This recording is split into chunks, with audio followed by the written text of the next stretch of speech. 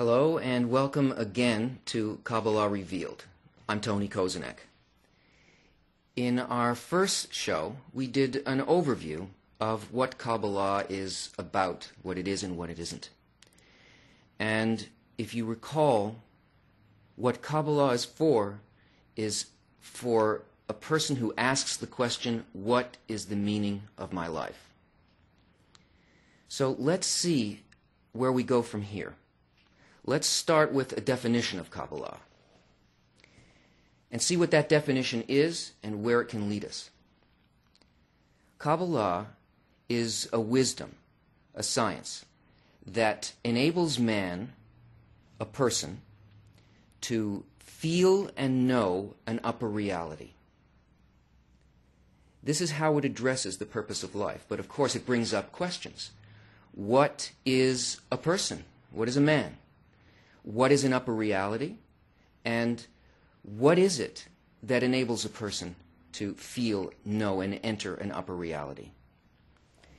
If you recall, we looked at this diagram before, in which we see that we live, our existence happens within a complete and total reality that depends on nothing, that is unbounded, in which everything is completely interconnected, that is filled with infinite pleasure, complete knowing, and contact with everything that exists in reality. And yet the Kabbalists tell us, the ones who have attained this whole system tell us that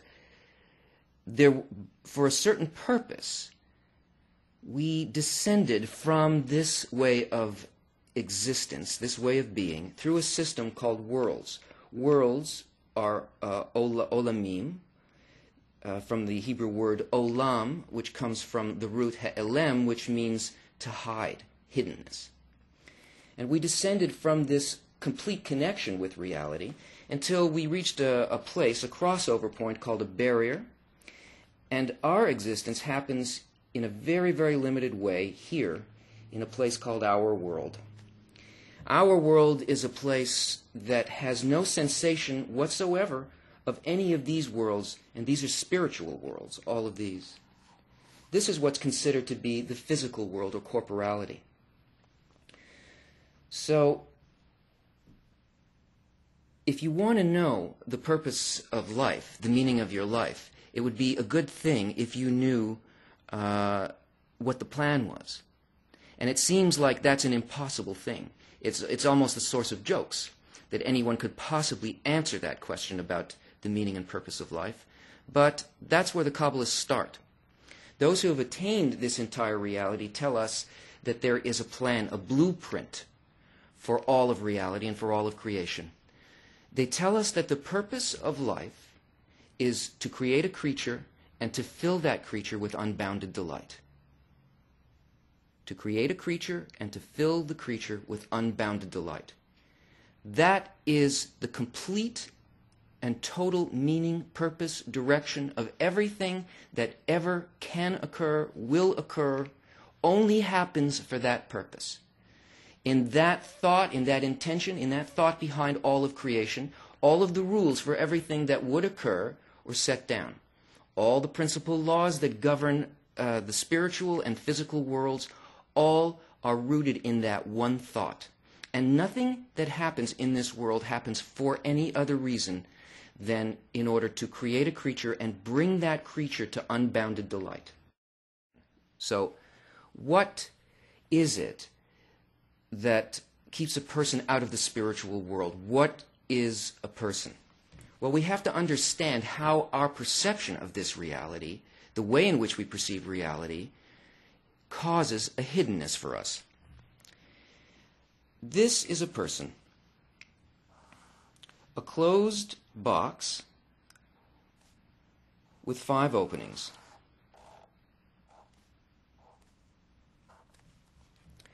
These 5 openings are our 5 senses. Now, surrounding the person is an upper reality, a complete reality, the spiritual. And from that complete reality, things approach us. That is, what appears to be an exterior reality of some sort of unformed something approaches the person, and through the five senses that we possess, we determine what that thing is. In other words, what does reality consist of according to my senses? So this spiritual object approaches the box, but something odd happens here. It doesn't actually enter the box. The box is a closed system, because rather than this object coming in, it hits a barrier, a kind of transducer like an eardrum or a retina or a nerve on the surface of the skin or a taste bud. And instead of getting the thing on the outside, this thing gets reduced and is passed through a program, this thing here. And as it passes through this program, it gets interpreted into something that we can understand according to certain principles within the program. Once it passes through this, it leaves our box or this machine, and what it produces is our reality.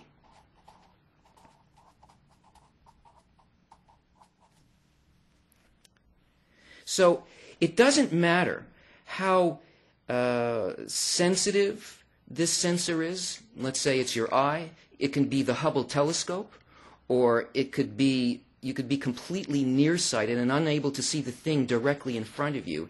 It doesn't matter the degree of sensitivity. What matters is the programming. What happens here within this subjective system in the machine? Whatever it is that comes into here can only be what this program says that it is.